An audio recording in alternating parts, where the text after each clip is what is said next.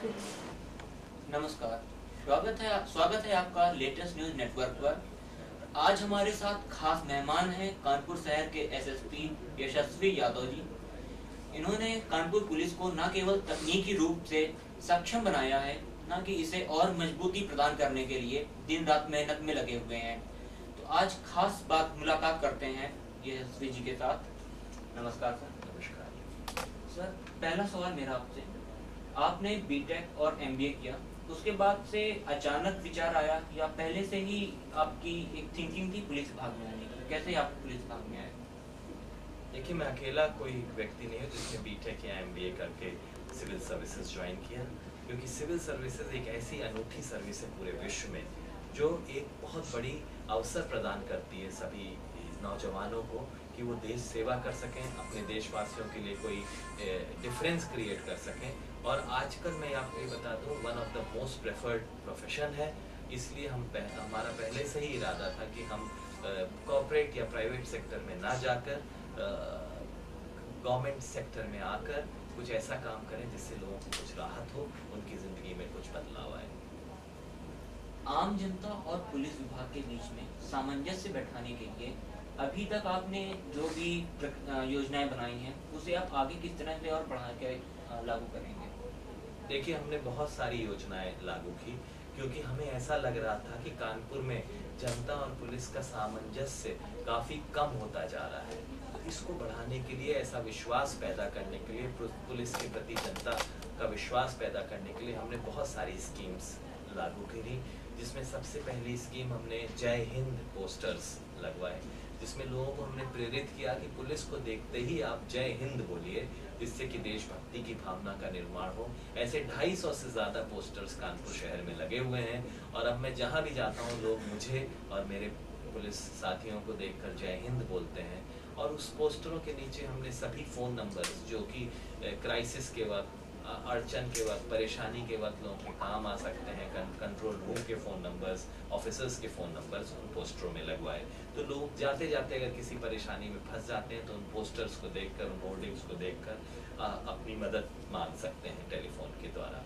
उसके बाद हमने सामुदायिक पुलिसिंग या कम्युनिटी पुलिसिंग के लिए नई पीस कमिटीज़ बनाई। जनरली ये देखा जाता है पीस कमिटीज़ के लोग काफ़ी डिफंक्ट हो गए हैं, लोग आते नहीं थे, तो इसलिए हमने एक नया इंटरव्यू सिस्टम के थ्रू, जिसमें सीओ और एसओ ने लोगों का इंटरव्यू लिया, पीस कमिटीज़ बनाई। इन पीस कमेटी के सदस्यों ने बहुत बेहतरीन काम किया ईद और सावन के महीनों में, जहाँ पर लाखों मुसलमान भाई सड़क में या सार्वजनिक स्थलों पर नमाज अदा करते हैं, लेकिन एक किसी को खरोच भी नहीं आई इन लोगों की मेहनत की वजह से।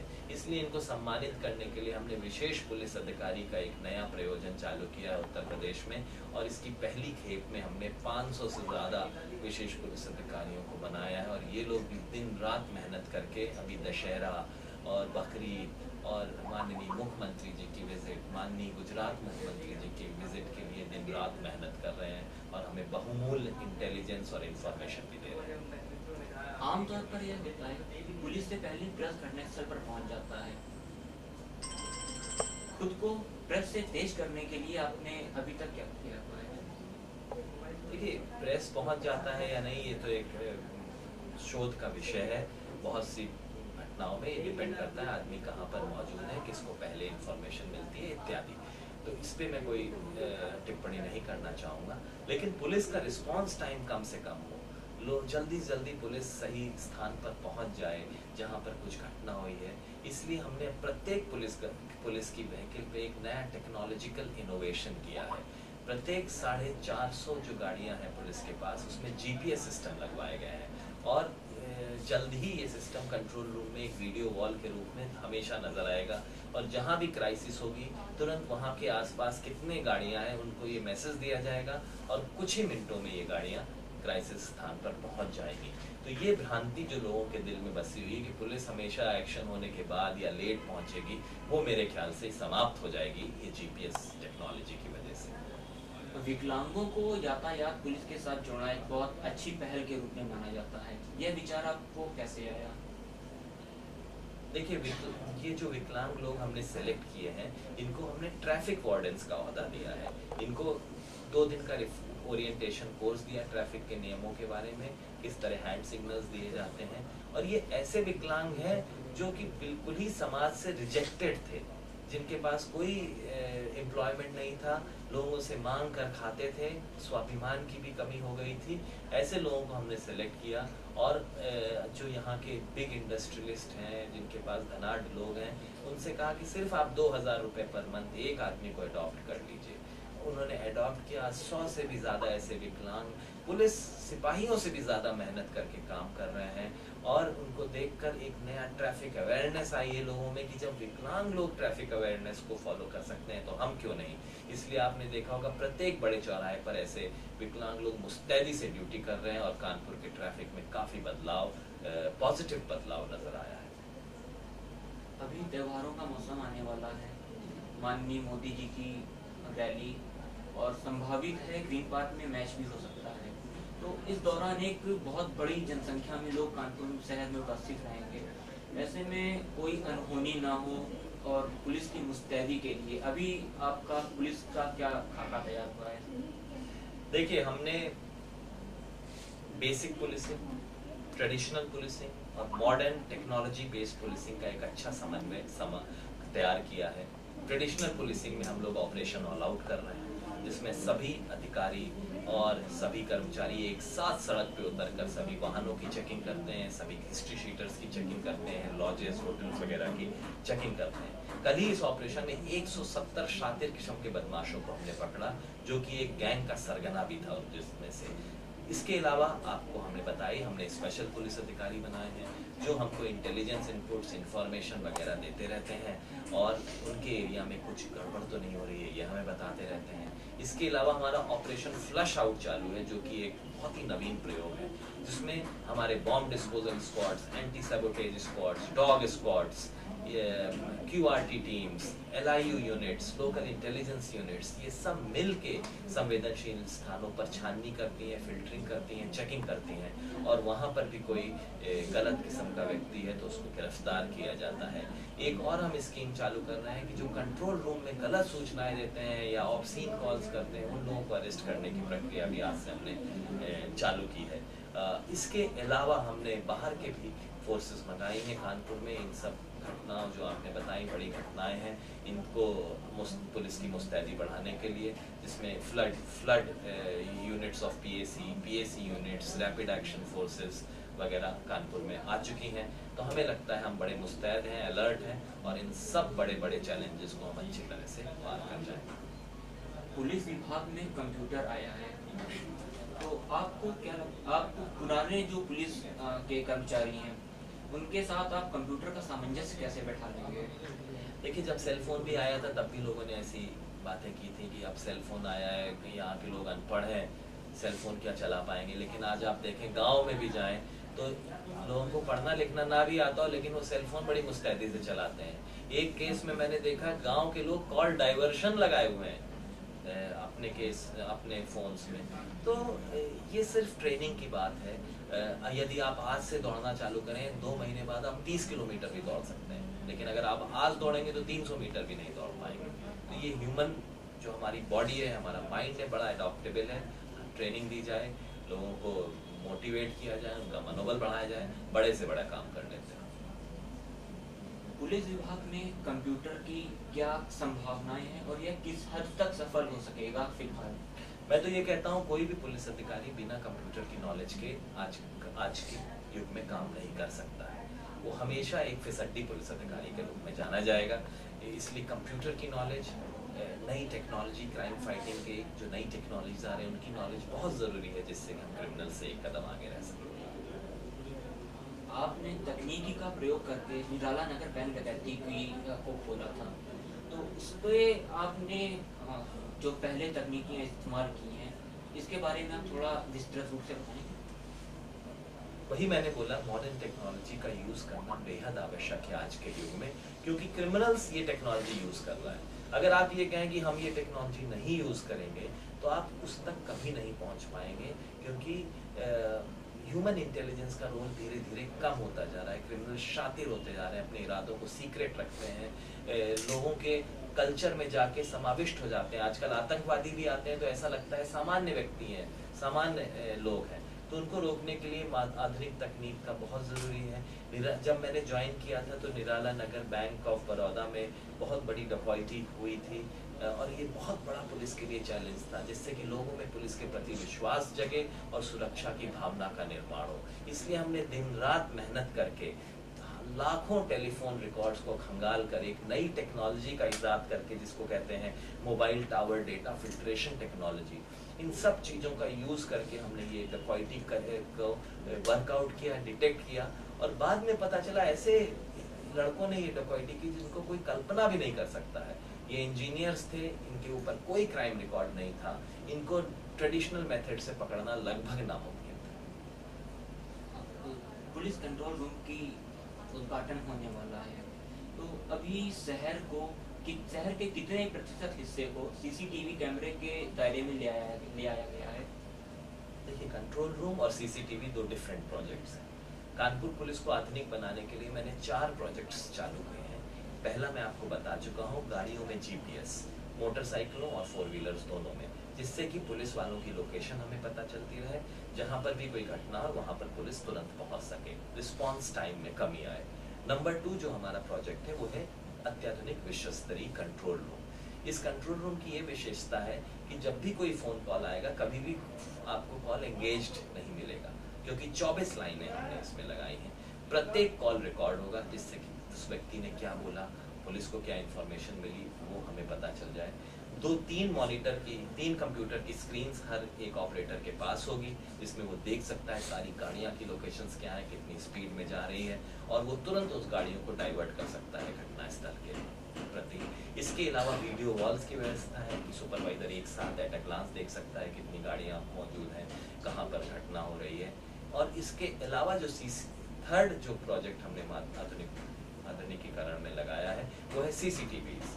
लगभग 500 सीसीटीवीज कानपुर पुलिस में नए लग चुके हैं, जिनकी फीड्स डायरेक्टली कंट्रोल रूम में आएगी। मेरा विजन है, मेरा ड्रीम है कि अगले साल में फरवरी-मार्च के महीने तक लगभग 15,000 सीसीटीवीज हम पूरे कानपुर में लगा सकें, जिससे कि कानपुर का चप्पा चप्पा पुलिस की नजर में हो।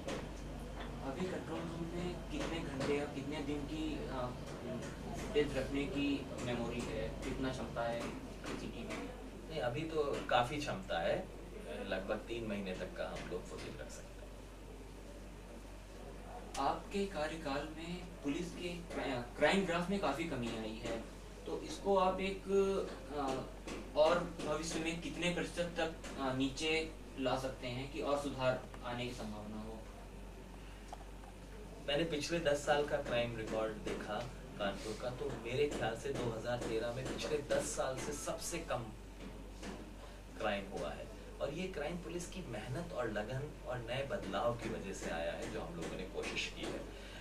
इसका सबसे ज्वलंत उदाहरण है कि मर्डर एक ऐसी चीज होती है जिसे पुलिस छुपा नहीं सकती है। अगर डेड बॉडी है, मर्डर है, तो आपको दाखिल करना ही पड़ता है। 10 साल में सबसे कम मर्डर इस साल हुए हैं। डकैती एक ऐसी चीज है जिसको छुपाई नहीं जा सकती। डकैती के भी केसेस में कानपुर पुलिस में अब तक 0 डकैती हुई है 2013 में कानपुर शहर में, जो कि शायद उत्तर प्रदेश के जनपद में एकमात्र ऐसा जिला होगा जो इस साल डकैती मुक्त है। इन सब चीज़ों से ये लगता है कि अगर पुलिस मेहनत करे, ईमानदारी से काम करे, तो क्राइम में कमी आ सकती है। लेकिन अभी और भीषण कमी आएगी, क्योंकि ये सब जो आधुनिकीकरण की हमने स्कीम्स लागू की हैं वो चालू हो जाएंगी। सारे सीसीटीवीज चालू हो जाएं तो जो स्ट्रीट क्राइम हो रहा है, जैसे चेन स्नैचिंग, बैग लिफ्टिंग वगैरह, वो काफ़ी हद तक कम हो जाएगा, क्योंकि क्रिमिनल्स हिम्मत नहीं करेंगे ये सब काम करने की। उनकी फ़ोटोज़ आ जाएंगे, उनका चेहरे आ जाएंगे और उनको पकड़ने में आसानी होगी। दूसरी टाइप की जीपीएस स्कीम लगेगी तो पुलिस की पेट्रोलिंग और प्रभावी हो जाएगी, काम चोरी नहीं करेंगे पुलिस वाले भी। तो हमें लगता है ये सब चीज़ें आने से कम 25% में क्राइम और रिडक्शन हो जाएगा। आपने पुलिस को तकनीक रूप से काफ़ी सक्षम बनाया हुआ है, फिर भी अगर हम पश्चिमी देशों से कानपुर पुलिस की तुलना करें तो आप खुद को कितना पीछे पाते हैं और कितने सुधार की और गुंजाइश है? देखिए, जो मेरा विजन है कि अगले मार्च तक CCTVs, GPS, control room, scanners, ये सब आ जाएं, तो हम किसी भी तरह से पश्चिमी देशों की पुलिस से पीछे नहीं रहेंगे। आज की तारीख में हम जरूर पीछे हैं, क्योंकि अभी तक हमने पुलिसिंग, सिक्योरिटी, इन सब चीजों पे ध्यान नहीं दिया। हम हमेशा डेवलपमेंट पे ध्यान देते थे, लेकिन सिक्योरिटी अब नया मंत्र आ गया है, नया बजवर्ड आया है। आजकल सरकारें गिर जाती हैं लॉ एंड ऑर्डर और सिक्योरिटी के लिए, इसलिए अब पैसे भी आ रहे हैं, लेकिन ऐसे हमें अधिकारी चाहिए जो मन लगाकर ऐसे आधुनिकीकरण को अपने कार्य प्रणाली में समावेश करें और गवर्नमेंट से बजट मांगे इन सब चीजें करने के लिए। माना जाता है आपके किसी एक खास दल के नेता के साथ काफी अच्छे घनिष्ठ संबंध हैं। ऐसे में क्या आपकी जो पुलिस या कार्रवाई होती है तो किसी हद तक राजनीतिक दल से प्रेरित नहीं होती है? नहीं, इस पे मैं कोई टिप्पणी नहीं करना चाहूँगा। बस इतना कहना चाहूँगा, पुलिस राजनीति जो अपने देश का संविधान है उसके अंदर काम करती है, और किसी भी राजनेताओं को, पॉलिटिकल लीडर्स को हम सम्मान देते हैं और उनके लीगल कार्यों को हम जरूर करते हैं। जैसा मुजफ्फरनगर के में एक निजी चैनल के स्ट्रिंग ऑपरेशन में दिखाया गया, एक कैबिनेट मंत्री ने दबाव बनाया आरोपियों को छुड़ाने का। अगर आप पर ऐसा कोई दबाव बनता है तो आप उन अपराधियों को छोड़ेंगे या अपनी जो कार्रवाई है वो करेंगे? देखिए, पुलिस का काफी काम इकबाल, रेपुटेशन और इंटीग्रिटी पे चलता है। अगर पुलिस का इकबाल बुलंद है शहर में, तभी वो काम कर सकती है, क्योंकि हम लोग सिर्फ 5,000 लोग हैं, लेकिन कानपुर की जनसंख्या 60-65 लाख पहुंच चुकी है। अगर हमारा रेपुटेशन, इंटीग्रिटी और इकबाल नहीं है तो हम सिटी को कंट्रोल नहीं कर सकते हैं। इसलिए मैं इस मामले में फॉर्चुनेट हूँ, लकी हूँ, भाग्यशाली हूँ कि मुझे कभी कोई पॉलिटिकल प्रेशर ही नहीं पड़ता है। कोई मुझे गलत काम करने के लिए बोलता नहीं, क्योंकि मेरी रेपुटेशन ऐसी है कि मैं गलत काम करूँगा ही नहीं। अभी तक के आपने अपने करियर में पुलिस विभाग को कितना बदलते हुए देखा है और आगे की क्या संभावना है? देखिए, कानपुर पुलिस का तो पूरा मोहरा और पूरा कार्यप्रणाली चेंज हो गई है, और मेरे ख्याल से अगले वर्ष तक तो पूरी तरह से चेंज हो जाएगी, क्योंकि इस तरह की फंक्शनिंग हम कभी नहीं करते थे। क्रिमिनल्स का PCR लेना, क्रिमिनल्स की बेल कैंसिलेशन कराना, ये सब चीज़ें यहाँ पर उतनी हद तक मौजूद नहीं थी, क्योंकि लोग यहाँ पर इलीगल कस्टडी में रखने पे विश्वास करते थे। 2-3 दिन तक बिठाए रहो तो, लेकिन हमने उसको लीगल कस्टडी में बदलने का प्रयास किया है। इसके अलावा पुलिस का आधुनिकीकरण, CCTVs, सेलफोन रिकॉर्ड्स की चेकिंग, एनालिसिस, CVR एनालिसिस, इन सब चीज़ों की वजह से ऐसा आज कोई भी गंभीर गुनाह कानपुर में नहीं है जिसको हम सुलझा ना सकें, जिसको हम डिटेक्ट ना कर सकें। तो हमें लगता है काफ़ी हद तक कार्यप्रणाली में चेंज है। आपने जो तकनीकी इजाद की है, कुछ आपके नाम से पेटेंट हैं, तो जो पेटेंट तकनीकी आपके नाम है उनके बारे में थोड़ी सी जानकारी चाहिए। मेरे पास मेरे नाम पे 2 पेटेंट्स हैं जो क्राइम फाइटिंग में हमने नई तकनीक इजाद की है। उस तकनीक को आज सभी पुलिस इस्तेमाल कर रही है। पहला है ऑनलाइन रजिस्ट्रेशन ऑफ FIR का पेटेंट है मेरे नाम पर, कि आप लोग इंटरनेट के माध्यम से कोई भी व्यक्ति FIR दे सकता है। देश की बहुत सारी पुलिस यूनिट्स इस सुविधा को कर रही हैं। हालांकि उन्होंने मुझे रॉयल्टी नहीं दी है, लेकिन फिर भी ये पेटेंट मेरे नाम है, और मुझे खुशी है कि इस काम को आज 2006 पे जो मुझे पेटेंट मिला था, आज देश ही नहीं विदेश की भी बहुत सारी पुलिस इस सुविधा का इस्तेमाल कर रही है। दूसरा पेटेंट है मेरा mobile phone tower data filtration technology का, जिसकी मदद से हमने न केवल बैंक डकैती केस सॉल्व किया था, बल्कि और भी बहुत सारे केसेस सॉल्व किए हैं हमने कानपुर के। वो भी आजकल लगभग सभी पुलिस यूनिट्स इस्तेमाल कर रही हैं। हालांकि उस जो नियम है उसके अनुसार इन यूनिट्स को मुझसे परमिशन लेनी चाहिए, लेकिन मुझे इस बात का कोई गम नहीं है कि वो मुझसे पूछ नहीं रहे हैं, क्योंकि हमें लगता है क्राइम फाइटिंग के लिए ये 2 टेक्निक्स बड़ी लाभदायक और कारगर सिद्ध हो रहे हैं। तो आगे आप जो लोग आपकी तकनीक को इस्तेमाल कर रहे हैं उन पे कोई रॉयल्टी के लिए कोई क्लेम नहीं करने वाले हैं? बिल्कुल भी नहीं। मैंने आपसे बोला, मुझे खुशी है कि पुलिस यूनिट्स ये तकनीक इस्तेमाल करें, बल्कि मैं उनको और बढ़ावा देना चाहूँगा कि आप उनको इनकरेज करना चाहूँगा कि आप इन तकनीकों का इस्तेमाल करके क्रिमिनल्स को पकड़ सकते हैं और क्रिमिनल से एक कदम आगे रह सकते हैं। त्योहारों के मद्देनजर और शहर की सुरक्षा व्यवस्था के लिए शहर की आम जनता से आपका जनता से मैं यही कहना चाहूँगा कि सभी अच्छे कार्यों में पुलिस का आप सहभाग करें। जब भी कोई पुलिस की मंशा अगर अच्छी हो, उसके लिए वो कोई रूल्स रेगुलेशन बनाती है, तो उसमें आप लोग उसको पुलिस को मजबूती प्रदान करें, क्योंकि यदि आपके शहर की पुलिस मजबूत होगी तभी आप सुरक्षित रह सकेंगे। सभी पुलिस वाले कुछ दिनों के लिए यहाँ पर आते हैं, कुछ दिनों काम करेंगे, लेकिन ये शहर आपका है, इसलिए कानपुर पुलिस को मजबूती प्रदान करें, उनको मनोबल बढ़ाएं, कोई भी अच्छे काम वो करना चाहें उसमें उनका साथ दें। यह थे कानपुर शहर के एसएसपी कप्तान यशस्वी सिंह यादव। जैसा कि इन्होंने बताया, इनके नाम पेटेंट होने के बावजूद, इनके नाम पेटेंट हैं और विदाउट परमिशन पुलिस विभाग इनका इस्तेमाल कर रहा है और इन्हें खुशी है और ये किसी भी तरह की कोई रॉयल्टी के लिए क्लेम नहीं करने जा रहे हैं। साथ ही कानपुर पुलिस को हाईटेक बनाने के लिए इनका विजन और लगभग पूरे कानपुर शहर के चप्पे चप्पे पर सीसीटीवी की नजरें गड़ाने के लिए इनकी योजनाएं, ऐसी भी बहुत ही कुछ खास योजनाओं का आपने उल्लेख किया जो कानपुर को क्राइम से मुक्त एक शहर बना सकता है। आपका हमारे न्यूज़ वेबसाइट पर समय देने के लिए बहुत बहुत धन्यवाद। धन्यवाद, बहुत बहुत धन्यवाद। आगे हो गया, आप लोग कर लो।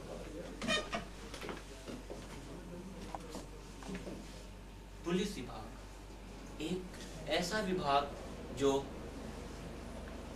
शहर की जनता का एक अहम अंग होता है। जनता को सुरक्षित रखना, उसे सुरक्षा की भावना देना, यह पुलिस विभाग का मुख्य कर्तव्य होता है, जिसे हमारे शहर के एसएसपी यशस्वी सिंह यादव बखूबी निर्वाह कर रहे हैं।